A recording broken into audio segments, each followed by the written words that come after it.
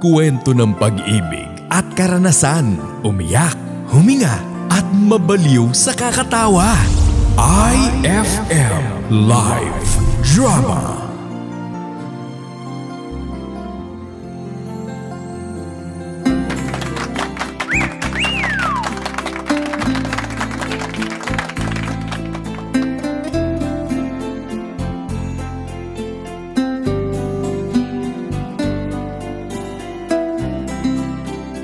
Hello mga idol! Itago nyo na lang po ako sa pangalang Bernie. Isang single dad sa teenager. Sa totoo lang, napakahirap magpalaki ng anak mga idol. Lalo pa at wala kang katuwang sa buhay. Ngayong lumalaki na ang anak ko ay may mga bagay akong hindi maintindihan sa kanya. Na tanging nanay lang niya talaga ang makakaintindi. Siguro. Kaya nga hanggat may pagkakataon ako para bumawi sa anak ko ay gagawin ko yon mga idol. Maraming salamat po sa pagpili sa kwento ko mga idol. Muli po ito po si Bernie. And I thank you.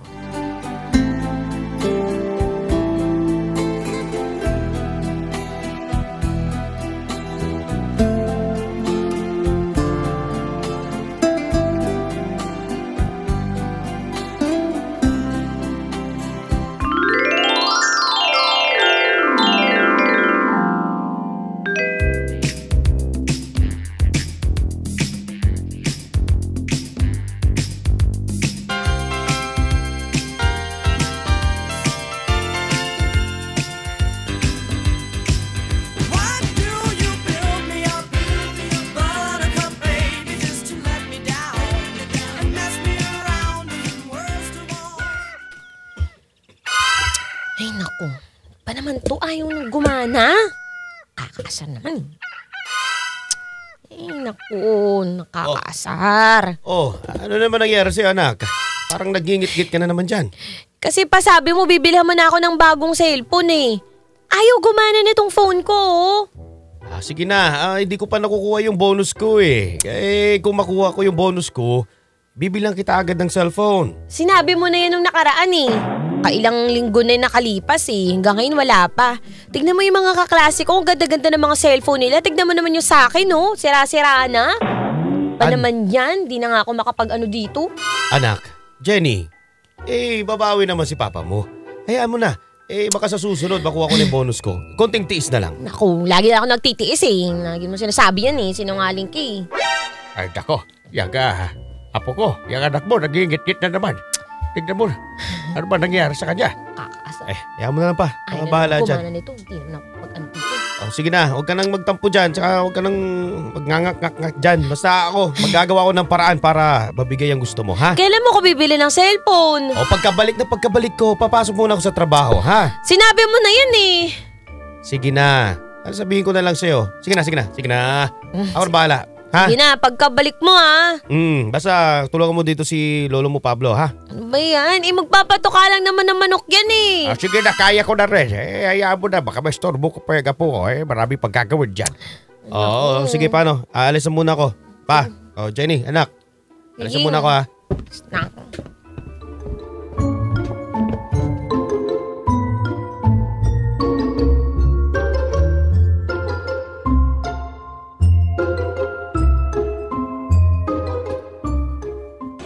Chadeli, kailangan ko talaga ng pera. Baka huwag ko nang hintayin na dumating yung bonus ko. Advance ko na lang ho. Ay, Diyos ko naman. Ano ba naman niya, Bernie? Ang dami-dami mo ng utang sa akin, oh. Tignan mo, haba-haba na ng listahan mo. Chadeli, kailangan talaga ko ng pera. Bibili ako ng cellphone ng anak ko kasi kailangan sa school nila. Cellphone? Okay pa yung cellphone na. Parang 3 months ago ka lang bumili ng bagong cellphone. Bakit ngayon bibili ka na naman ng cellphone? Ano ba yan? Oo nga. Alam mo, paring Bernie, parang napapansin ko masyadong spoil yung anak mo sa'yo. Dapat kailangan na paano, tiisin mo rin. Alam mo paring Buboy, hindi ko matiis. Alam mo naman, kapag may sinasabi sa akin yung anak ko kailangan kong gawa ng paraan. Ayoko naman magtampo sa akin yung anak ko. Kaya, sige na, Tia Deli. Diyos ko, hindi ganyan ang pagpapalaki sa anak, ano? Hindi lahat na gusto nila, bibigay mo. Akala ba nila, malaki sinasahod mo dito? Dito sa panaderya ko, ha? Tia Deli naman, ako naman hindi naman ako magre-resign kaagad. Babayaran ko naman po yan kahit unti-unti. Importante po, kailangan ko lang talaga mapagbigyan ng anak ko. Diyos ko, nako, malulubog ka sa utang niya. Yung ginagawa mo, ha, Bernie? Totoo yan sinasabi ni Tia Deli. Alam mo, Bernie, ba't hindi ka na lang kayong mag-asawa para may katuwang ka sa buhay? Oo nga, ba't tayo mo mag-asawa? Ha? Di ba may upcoming tayo na na tawag dito? Ano nga yan, boy? Yung alumni coming home ba yun? Alumni homecoming? Ikaw talaga, alumni homecoming yun. Homecoming pala. Ibang usapan naman po yun. Alam mo naman na, naandun na lahat ng mga kaklase natin. Malay mo, may umattend down. Alam na natin. Pero, Tia Deli, bago tayo mawala sa usapan, baka naman mapahiram mo na ako ngayon. I-advance ko na yung bonus ko. Ay, nako. Oy, ikaw ha, Bernie ha. Huwag ka masyadong malulong dyan sa paggastos mo sa anak mo. Kontrolin mo yan. Paglaki niyan, ay nako, Diyos ko, talagang mas masakit sa ulo yung ganyan. Ako na po ang bahala, Tia Deli. Huwag ka na po problema. Siya. Nako, hindi mo ako titigilan, sigurado. Eto na. Ayan na. Bayaran mo yan, i-deliver yan ha. Opo, walang problema. Salamat Diyos po, ko. Tia Deli ha. Boy, paano? Salamat din. Sige, Diyos ko, good luck sa'yo. Sige po.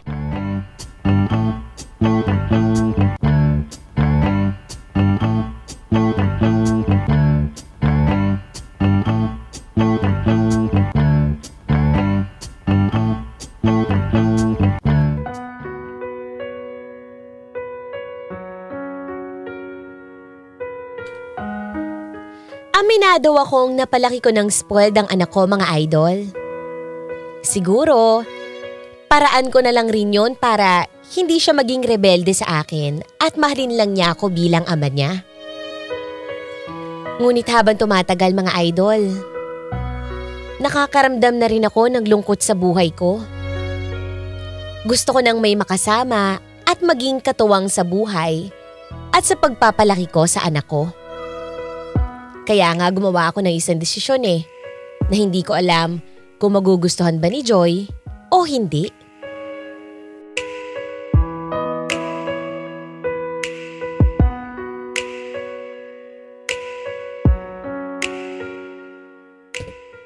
Anak, okay ba yung cellphone na binili ko sa'yo? Thank you pa, ang ganda. Ito talaga yung latest model sa mga kaklase ko. Ganito din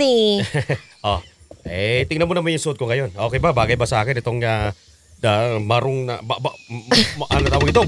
Marong? Hindi. Maong na jacket. Bakit ka naka-denim jacket? Homecoming. Homecoming? Oo, may alumni kami. Magkikita-kita kami ng mga klase ko. Bakit sumasali ka pa sa ganyan pa? Di naman bagay sa'yo, saka matanda ka na, nagaganyan ka pa. Anak, minsan lang naman ito mangyari. Ano ka ba? Magkikita-kita mga klase ko, malay mo, diba? May makakilala si papa mo doon. Nako, sigurado ako, yung mga makikilala mo doon, gagamitin ka lang ng mga yan. Kasi alam nila, maganda yung trabaho mo. Tsaka maganda asensado ka doon sa may panaderya ni Tia Deli. Nako anak, magtiwala ka sa papa mo. May asim pa to. Ano ba yan? So ibig sabihin niya, mag-girlfriend ka pa? Biro lang. Nako. Alay mo naman, di ba? Kala ko ba ako lang babae sa buhay mo? Oo na. Hindi ko na pagpapalik ang isang prinsesa ko. Ano ka ba? Okay na ba? Patingin pa sa likod. Tingin nga. Okay ba? Maganda ba? Sa'yo ba yan? Iniram ko lang to kay paring Buboy. Huwag ka nang ba yan? Kaya pali. Amoy mothballs. Alcampor. Sige nak. Kahala ka muna dyan ha. Si Chu Pablo mo, tulungan mo dyan. Baka may kailanganin. Paano? Alis na ako. Umuwi ka maaga pa. Walang problema. Sige na, bye. Sige pa. Enjoy!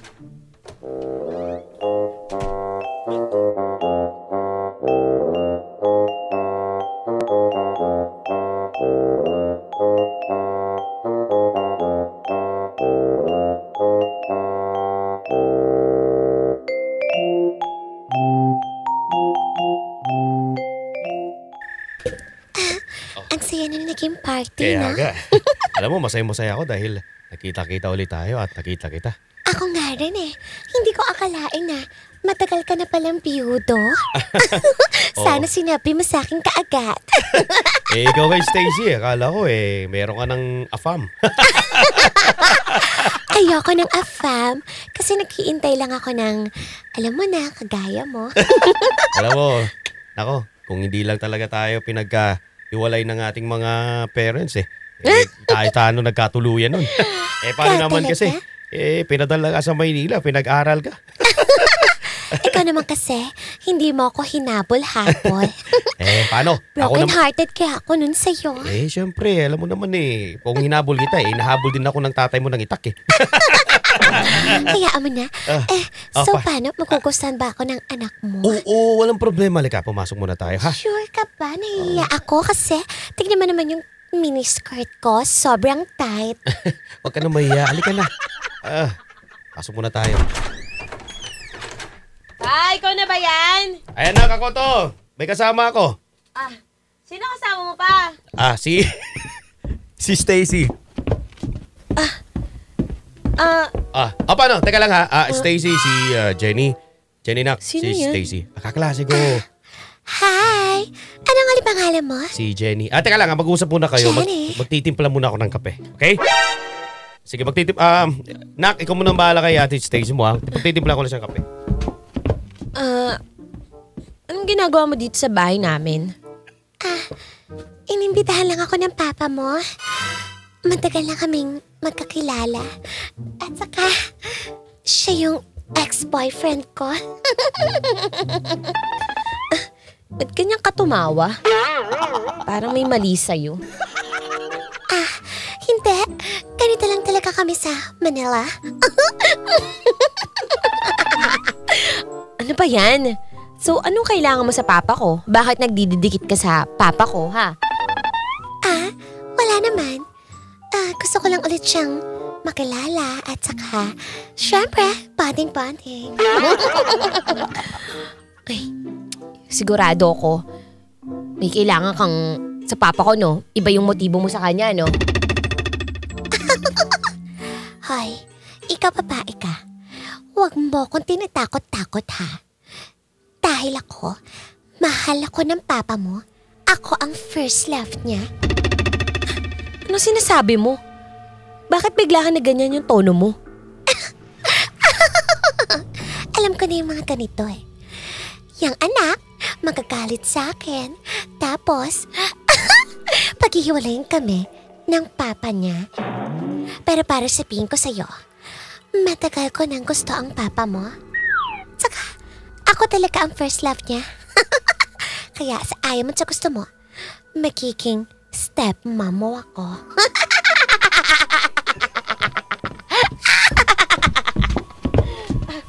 Ano ba yan? Bakit? Ano nangyari? Papalisin mo na nga to! Anak, ano nangyari? Teka, Stacy, ito muna yung kape mo. Ano ba nangyari? Nawala lang ako dito tapos parang nagkakainitan na kayo. Paalisin mo to babaeng to! May sinasabi-sabi siya magiging stepmom ko daw siya? Oh my God! You know, iba yung accusation niya, Bernie. It's not true. Ano is not true? Sinungaling yan pa. Sabi niya, magiging stepmom ko daw siya, saka ayaw ko sa hindi. Baka palayasin niya pa ako dito Sige. Teka, Stacy, ihatid muna kita sa labas. Sige anak, Ano problema ng anak mo? May something yung anak mo. Anong may something? Umalis ka dito! Umalis ka! Palisin mo ngayon pa! Umalis ka! Umalis ka! Halika mo na, Stacy. Halika mo na dito. Lumabas muna tayo. Ouch! Ouch!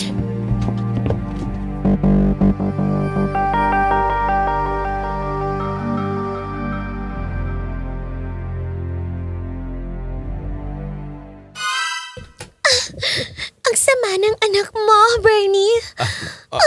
Stacy, pasensya mo ng anak ko. Alam mo naman talaga namang pinoprotektahan ako ng anak ko Basta, ihatid muna kita. Pag-usap ulit tayo kasi kailangan ko muna kausapin ng anak ko. Paano na yan? Paano pa tayo magkakaroon ng chance kung ganyan yung anak mo? Ang sama ng ugali niya. Imagine, Tinulak niya ako. Muntik nang mapunit tong heels ko. Ako ang bahala. Ite-text na lang kita. Ha? Teka lang. Hanapan kita ng tricycle. Dito. Si paring Chris. Paring Chris. Ihatid mo muna si Stacy. Paring Chris, ihatid mo muna si Stacy. Okay lang? Okay lang po. Sige. Ikaw na ang bahala. Ihatid mo sa bahay nila, ha? Sige, sumagot ka. Chris. Okay. Okay daw. Stacy, ikaw muna ang bahala. Okay lang ba to? Baka mamaya may gawin siya sa akin masama. Chris, may gagawin ka bang masama sa kanya? No problem, wala. No problem, wala. Okay. Anong no problem? No problem, wala daw. Okay. Chris, ikaw na bahala, ha? Ingatan mo yung Stacy ko, ha? Okay. Okay. Sige, Stacy, ingat ka. Okay. Bye!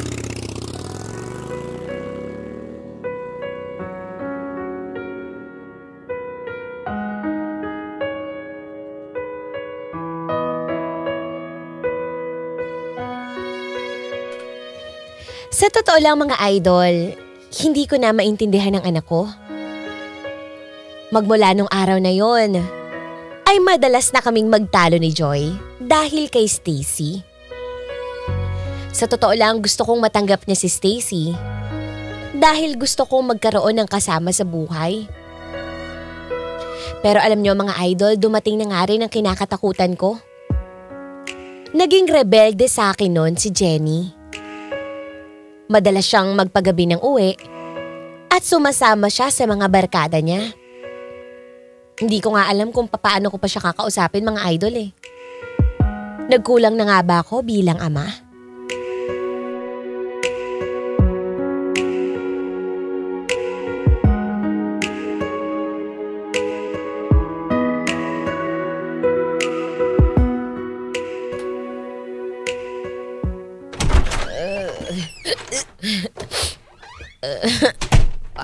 Party. Jenny? Anak? Yo, what's up, man? Ba't lasing na lasing ka? Teka, dito ka pang duduwal. Bakit ba pa? Problema mo? Anong problema? Anong oras na? Di ba nagpaalam ka sa akin? Dapat bago mag alas 10 nandito ka na? Anong oras na? Alas 3 na ng madaling araw. Nagkasayahan kami. Magagawa ko ayoko pa umalis doon kaysa naman umuwi ako dito at makita ko yung pagmumukha mo, di ba? Anak, nagkasundo tayo. Ha? Kung anong oras ka dapat umuwi, yung pinag-usapan natin, dapat doon ka uwi. Ano ba pinagkagawa mo sa buhay? Hindi nagpapakasaya. Ano ba ginagawa ko sa buhay ko? Hindi magpakasaya. Paano? Yung tatay ko, wala na ibang ginawa kundi maglandi ng maglandi. Ano ba pinagsasabi mo? Ano maglalandi na sinasabi mo, ha? Bakit, ha? Diba, diyan sa shota mo si Stacy. Puro ka na lang Stacy. Lagi ka na dun. Nandun ka sa palda niya. Pinababayaan mo na ako bilang anak mo. Wala ka nang ibang ginawa kundi atupagin yung shota mo. Anak, wala ba akong karapatan magsaya? Ha? Matagal na akong byudo at may pangangailangan din ako. Ba't ganyan ka magsalita sa akin, anak? Ha? Ganyan ba kita pinalaki? Puro yun na lang iniintindi mo pa. Paano naman ako? Anong paano? Nakakalimutan mo na ako eh. Puro ka babae mo, iniisip mo? Kala ko ba ako lang babae sa buhay mo? Simula na girlfriend ka. Lagi ka nakawala dito eh. Hindi na nga tayo lumalabas kagaya nung ginagawa natin dati. Kasi paano? Sino ba kasama mo? Yung shota mo!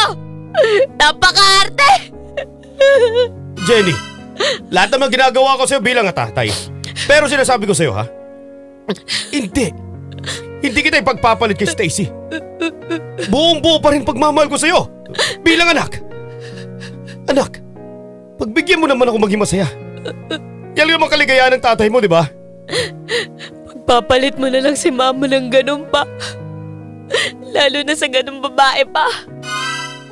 Bigyan mo naman ang kahiyan si mama. Jenny. Wala nang ibang babae na dapat pumalit sa pwesto niya. Dapat kami dalawa lang. Jenny, mahal ko kayo ng nanay mo. Pero hindi ibig sabihin, habang buhay ay ganito ako. Mahal ko kayo. At hindi ko kayo kayang ipagpalit kanino man. Pero Jenny, anak, sana maintindihan mo na may pangangailangan din ng tatay mo. Wala ka nang ibang dapat kailangan. Dapat ako lang. Jenny! Jenny!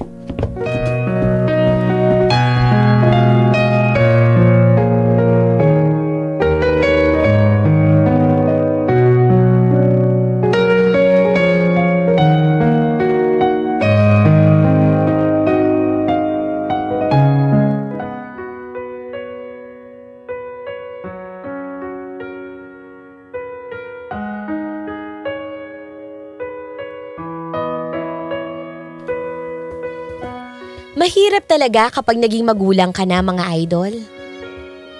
Kasi tao ka lang rin naman. At nahihirapan balanse ng mga bagay-bagay paminsan, 'di ba? Nakakagawa tayo ng mga desisyon bilang magulang na hindi naiintindihan ng mga anak natin. Sa pagkakataon na yon, mga idol, ay minabuti ko na lang talagang hiwalayan si Stacy at mag-focus na lang sa anak ko.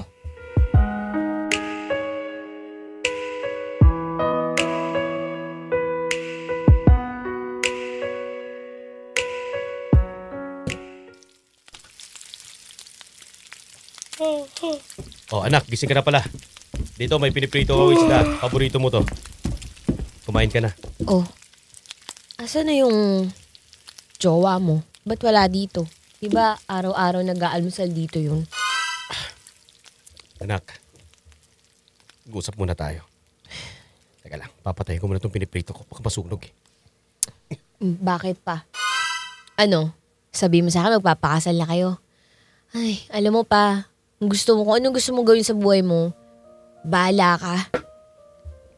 Anak, pakinggan mo muna ako. Huwag mo muna akong pangunahan. Manang-mana ka talaga sa nanay mo eh. Ay si Stacy, alam ko naman na may pinagsamahan kami nung high school. Pero, dahil nga nagkakaganyan ka, pagdesisyonan ko ng makipaghiwalay sa kanya. Kaya... Ano? Oo, tama yung narinig mo. Patawarin mo sana ako. Alam mo naman, tatay mo nagkakamali din. Pero, napaisip ko na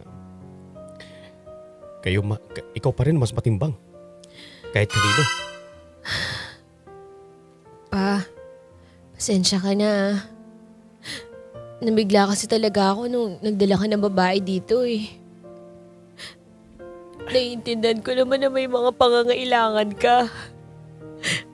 Pero sana, isipin mo muna kung handa na ba ako na magkaroon ng bagong babae dito sa bahay natin. Kasi araw-araw namimiss ko pa rin si mama eh. Araw-araw nalulungkot pa din ako dahil wala akong nanay. Pero sana naman, magpipili ka. Huwag naman yung kagaya niya pa.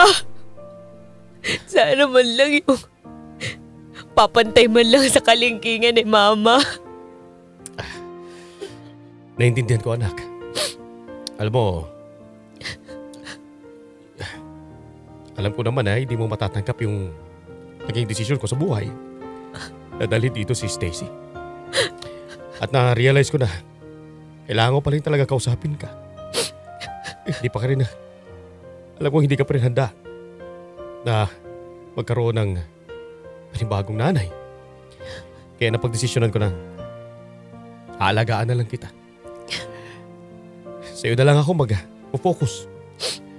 Dahil masigit ka pa sa ibang tao. Ayokong makita kang nalulungkot. Ayokong nakita kang nagagalit. Dahil bumibigat ang kalooban ko. Kaya simula ngayon, Jenny, anak, andito si Papa mo. Halagaan ka, gagabayan ka, at babantayan ka. Thank you pa. Nak, aral ka mabuti ha. Oo pa.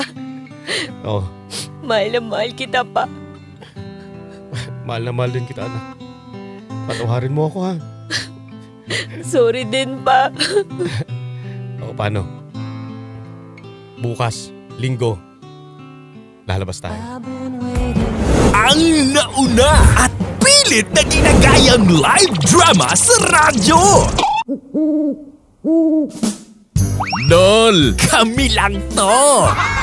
IFM Live Drama. Sa tugtugan, sa tawanan, idol ko ang IFM. Sa mga payo, sa mga kwento, idol ko ang IFM. Ang sarap makinig araw-gabi, idol din niya ko kasi. Kaya ang radyo ko, IFM. Ang idol kong FM, IFM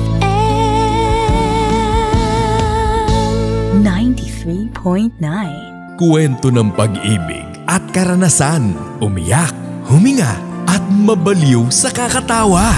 IFM Live Drama.